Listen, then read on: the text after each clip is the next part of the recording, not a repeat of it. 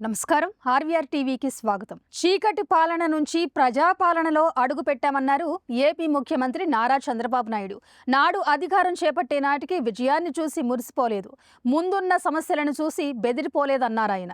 నాడు ఎన్డీఏ కూటమికి ఓటేసి రాష్ట్రాన్ని కాపాడారన్నారు. అధికారం ఇచ్చిన 2 ఏళ్లలో చేసింది చెప్పుకోవడంతో పాటు ఇందుకు కేంద్రం అందున నరేంద్ర మోదీ అందించిన సహకారం గురించి చక్కగా వివరించారు. సుపరిపాలన స్వర్ణాంధ్రప్రదేశ్ 2 ఏళ్ల విజయోత్సవ సభలో సీఎం చంద్రబాబు నాయుడు చేసిన కీలక ప్రసంగం అందరినీ ఆకట్టుకుంది. నాడు విధ్వంస పాలన నుంచి వికాసం వైపు నడిపించేందుకు చొరవ తీసుకున్న ప్రజలకు ఏపీ సీఎం నారా చంద్రబాబు నాయుడు అభినందనలు తెలిపారు. వెంటిలేటర్పై ఉన్న రాష్ట్రానికి ప్రధాని నరేంద్ర మోదీ అందిస్తోన్న ఆక్సిజన్ ఎంతగానో ఉపకరిస్తుందన్నారు. 2024 ఎన్నికల్లో కూటమి సాధించిన అఖండ విజయం సాధారణమైనది కాదని ముఖ్యమంత్రి చంద్రబాబు నాయుడు అన్నారు. రాష్ట్రాన్ని గెలిపిద్దాం, ప్రజాస్వామ్యాన్ని కాపాడదామని ప్రజలను కోరామని తెలిపారు. ఇందుకు అనుగుణంగా ప్రజలు చేతులు కలిపారని, అందుకే ఈ రోజు రాష్ట్రం బుల్లెట్ వేగంతో దూసుకుపోతోందన్నారు. కూటమి ప్రభుత్వానికి 2 ఏళ్లు పూర్తయిన సందర్భంగా 2 ఏళ్ల నమ్మకం, అభివృద్ధి, సంక్షేమం పేరుతో తిరుపతిలోని దామినేడులో బహిరంగ సభ ఏర్పాటు చేశారు. ఈ సందర్భంగా సీఎం ప్రసంగిస్తూ 2024లో 57% ఓట్ షేర్, 94% స్ట్రైక్ రేట్ సాధించామని గుర్తు చేశారు. 2024లో రాష్ట్రాన్ని ప్రజలే కాపాడుకున్నారని అన్నారు. తన రాజకీయ ప్రయాణం తిరుపతిలోనే మొదలైందన్న ఆయన పవన్ కళ్యాణ్కు ప్రత్యేక అభినందనలు తెలిపారు. నా రాజకీయ ప్రయాణం ఈ తిరుపతిలోనే మొదలుపెట్టాను. ఇక్కడే పుట్టాను. నాకు పునర్జన్మ ఇచ్చిన 7 కొండల వాడి చెంత ఈరోజు మీటింగ్ చూస్తే నమ్మకం, అది కూడా ఎన్డీఏ ప్రభుత్వం పైన. 2 ప్రభుత్వాలు, మొన్నే ప్రధానమంత్రి నరేంద్ర మోడీ గారు 10వ తారీఖున 12 సంవత్సరాలు ప్రజల చేత ఎన్నికైన మొట్టమొదటి ప్రధానమంత్రి నరేంద్ర మోడీ గారు. మీరందరూ కూడా ఇదే రోజున ప్రమాణ స్వీకారం చేశాం. 2 ఏళ్ళు అయ్యింది. అయితే ఈరోజు మీరు చూస్తే 2024 ఎన్నికల్లో మోడీ గారు, పవన్ కళ్యాణ్ గారు, నేను కలిసి రాష్ట్రాన్ని గెలిపిద్దాం, ప్రజాస్వామ్యాన్ని కాపాడదామని మిమ్మల్ని కోరాను. చంద్రబాబు నాయుడు తన ప్రసంగంలో ప్రధాని మోదీ సహకారం గురించి ప్రత్యేకంగా ప్రస్తావించారు. Visakhapatnam steel plant, Polavaram, railway zone తదితర కీలక ప్రాజెక్టుల్లో కేంద్రం చొరవను కొనియాడారు. 2001 నుంచి ఓటమెరగని నేతగా నిలిచిన మోదీ ఔన్నత్యాన్ని చంద్రబాబు ఈ సందర్భంగా ప్రశంసించారు. 2047 నాటికి దేశం సూపర్ పవర్గా మార్చేందుకు మోదీ నాయకత్వం దేశానికి అవసరమన్నారు. భారత్ ఇప్పటికే తిరుగులేని శక్తిగా అవతరిస్తోందన్న చంద్రబాబు రాష్ట్రానికి కేంద్రం చేయగలిగిన సాయం చేస్తుందన్నారు. ఈ విషయంలో మోదీ సహకారం మరవలేనిదని అభిప్రాయపడ్డారు. ఆపరేషన్ సింధూర్తో దేశం ప్రతిష్టను మోదీ మరింతగా పెంచారన్నారు. దేశాభివృద్ధి విషయంలో ఎన్డీఏ ప్రభుత్వం ఎక్కడా రాజీ పడదని చంద్రబాబు తేల్చి చెప్పారు. 21st century belongs to Narendra Modiji. 2001లో ప్రధానమంత్రి అయ్యాడు. 2001లో గుజరాత్లో సీఎం అయ్యాడు. 2014లో ప్రధానమంత్రి అయ్యాడు. 25 సంవత్సరాలుగా వరుసగా ఎన్నికల్లో గెలవడమే కాకుండా ఓటమి ఎరగని నాయకుడు నరేంద్ర మోడీ గారని చెప్పి నేను మీ అందరికీ విజ్ఞప్తి చేస్తున్నా. అందుకే నేను ఒక మాట చెప్పాను. ఈ 20 అటు గుజరాత్లో కానీ ఇటు ఢిల్లీలో కానీ అనేక కార్యక్రమాలు చేయగలిగారు. 12 ఏళ్ళు ఉన్నారు. 25 కోట్లకు పైగా ప్రజల్ని పేదరికం నుంచి విముక్తి కలిగించారు. 2014లో 91 కిలోమీటర్ల నేషనల్ హైవేలుంటే ఈరోజు 1,46,000 కిలోమీటర్లు తీసుకొచ్చారు. ఆ రోజు 74 ఎయిర్పోర్ట్లుంటే ఈరోజు 160కి పెంచారు. 11 కోట్ల మరుగుదొడ్లు కట్టారు. ఇంటింటికి కొళాయిలు ఇవ్వాలని 80% పూర్తి చేసే బాధ్యత తీసుకున్నారు. 160 వందే భారత రైళ్లు తెచ్చారు. 4 కోట్ల మంది పేదలకి ఇళ్ల నిర్మాణం చేశారు. ఇవన్నీ చిన్న విషయాలు కాదు. ఇటీవల మీరు చూశారు ఆపరేషన్ సింధూర్.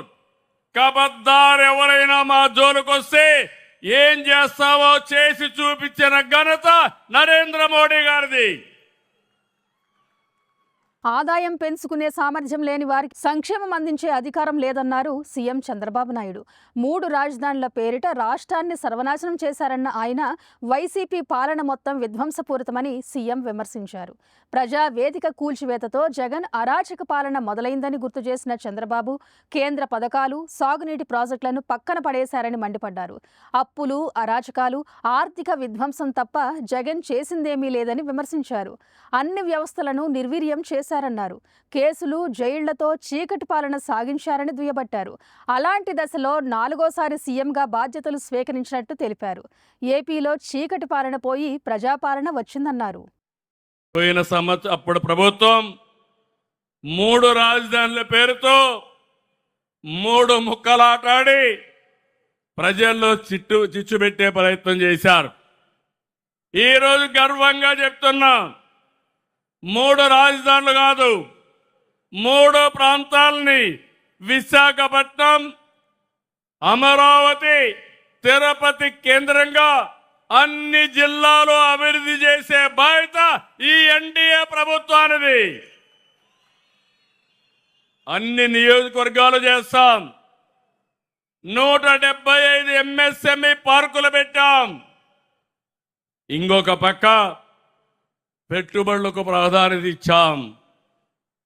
ఒకప్పుడు పెట్టుబడిదారులు పారిపోయారు, రాష్ట్రానికి రామని శపథం చేశారు.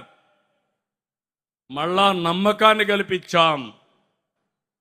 ఎక్కడికక్కడ మీరు చూస్తే ఈరోజు రాష్ట్రంలో భూమి కానీ, నీళ్లు కానీ, అనుమతులు కానీ అన్నీ కూడా ఇచ్చి మనం సకాలంలో చేశాం. ఆర్థిక ఇబ్బందులున్నా ఇచ్చిన హామీలు నెరవేరుస్తున్నామని చంద్రబాబు తెలిపారు. ఎక్కడా లేని విధంగా ఏపీలో సంక్షేమ కార్యక్రమాలను అమలు చేస్తున్నామన్నారు. సంక్షేమం, అభివృద్ధి, సుపరిపాలన లక్ష్యాలతో ముందుకెళ్తున్నామని చెప్పారు. 63 లక్షల మందికి ఎన్టీఆర్ భరోసా పెన్షన్లు అందజేశామని, ఎంతమంది పిల్లలుంటే అంతమందికి తల్లికి వందనం పథకం ద్వారా డబ్బులు ఇస్తున్నట్టు తెలిపారు. అన్నదాత సుఖీభవ కింద రైతులకు ఏడాదికి 20,000 అందజేస్తున్నామన్నారు. రైతులు, గీత కార్మికులు, వడ్డర్లు, చేనేతలు సహా అన్ని వర్గాలను ఆదుకున్నామని తెలిపారు. P4 ప్రయోగంతో ఆర్థిక అసమానతలను తగ్గించామన్నారు. సూపర్ 6 గాని, సూపర్ 6 2 షణ్ముఖ వ్యూహం గాని అక్కడి నుంచి మొత్తం కూడా నేను చదివాను. హెలికాప్టర్లో వస్తామంటే మొత్తం చదువుకొని వచ్చా. ఎప్పటికప్పుడు దీన్ని చదువుకుంటా వస్తున్నాం. 20 లక్షల ఉద్యోగాలు, లేకపోతే 3,000 పింఛన్ నిరుద్యోగ భృతి. ఆ దిశగా ముందుకు పోతున్నాం.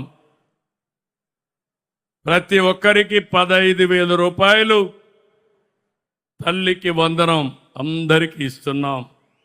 20,000 రూపాయలు రైతుకి ఇవ్వాల్సిన డబ్బుల్ని వాళ్ళ అకౌంట్లో వేస్తున్నాం.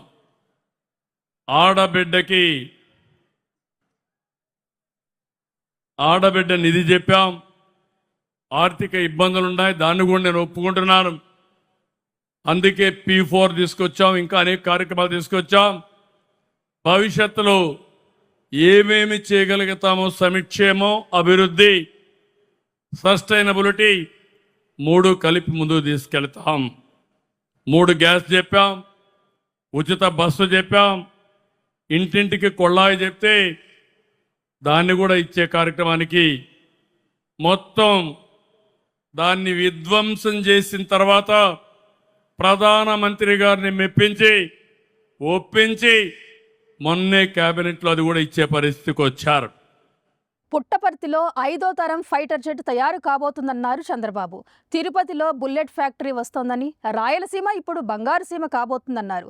వచ్చే నెలలో రాయలసీమ స్టీల్ ప్లాంట్ను ప్రారంభిస్తామని తెలిపారు. రాయలసీమలో ఎర్త్ మినరల్స్ కూడా ఉండటం సహజాభివృద్ధికి దోహదపడతాయని తెలిపారు. ఇక్కడి జొన్నవాడ ప్రాంతం నుంచి బంగారం వెలికి తీస్తామన్నారు. గ్రీన్ ఎనర్జీ, సోలార్, విండ్ పవర్పై ప్రధానంగా దృష్టి సారించినట్లు చెప్పారు. రాయలసీమను హార్టికల్చర్ హబ్గా తయారు చేస్తున్నామని తెలిపారు. 1,00,000 కోట్లతో రాయలసీమ ముఖ చిత్రాన్ని కాపాడుతామన్నారు. కళ్యాణి డ్యాంకు కూడా ఈ ఏడాది నీళ్లు తీసుకొస్తున్నామన్నారు. 3 రాజధానుల పేరుతో 3 ముక్కలాట ఆడారని మండిపడ్డారు. 3 రాజధానులు కాదు, 3 ప్రాంతాల అభివృద్ధే లక్ష్యమన్నారు ముఖ్యమంత్రి. ఇప్పటికే రాష్ట్రంలో 23 లక్షల కోట్ల రూపాయల పెట్టుబడులు ల్యాండ్ అయ్యాయన్న చంద్రబాబు తిరుమల వెంకన్న విషయాన్ని మరోసారి ప్రస్తావించారు. దేవుణ్ణి నమ్ముకోవడం కాదు, ఆ దేవుణ్ణి కాపాడుకోవాలని పిలుపునిచ్చారు సీఎం చంద్రబాబు. వెంకటేశ్వర స్వామిని కోరుతున్నా. ఆంధ్రప్రదేశ్లో ఉండే వాళ్ళందరికీ మంచి ఆరోగ్యాన్ని, ఆనందాన్ని, మెరుగైన జీవన ప్రమాణాలు కల్పించమని వెంకటేశ్వర స్వామిని కోరుకుంటూ మీ అందరి దగ్గర సెలవు తీసుకుంటున్నాను. మరొకసారి జై భారత్, గట్టిగా జై భారత్, జై భారత్, జై తెలుగు తల్లి, జై తెలుగు తల్లి, జై హింద్, జై హింద్. చంద్రబాబు నాయుడు ప్రసంగం ప్రధానంగా 4 అంశాలపై సాగింది. మొదటి అంశం రాష్ట్ర అభివృద్ధి, పెట్టుబడులు, సంక్షేమం. రెండో అంశంగా కేంద్ర సహకారం, నరేంద్ర మోదీ దేశానికి చేస్తున్న సేవలు, వైసీపీ పాలనలో రాష్ట్రం విధ్వంసం, టీటీడీ ఔన్నత్యాన్ని కాపాడుకోవడం వంటి అంశాలపై కూలంకష ప్రసంగం చేశారు. ఏది ఏమైనా 2 ఏళ్ల పాలన ముగిసిన సందర్భంగా ఏర్పాటు చేసిన ఈ సభలో ఇప్పటి వరకు సంక్షేమం, అభివృద్ధి ఎలా జరిగిందో వివరించారు. అలాగే అవరోధాలను కూడా చంద్రబాబు నాయుడు వెల్లడించారు. భవిష్యత్తులో కూడా కలిసికట్టుగా ముందుకు వెళ్లాలన్న సంకల్పాన్ని ముందుకు తీసుకెళ్లాలని సీఎం ఆకాంక్షించారు. ఇలాంటి కరెంట్ అప్డేట్స్ కోసం చూస్తూనే ఉండండి మన RVR టీవీ. లైక్ చేయండి, షేర్ చేయండి, సబ్స్క్రైబ్ చేయండి.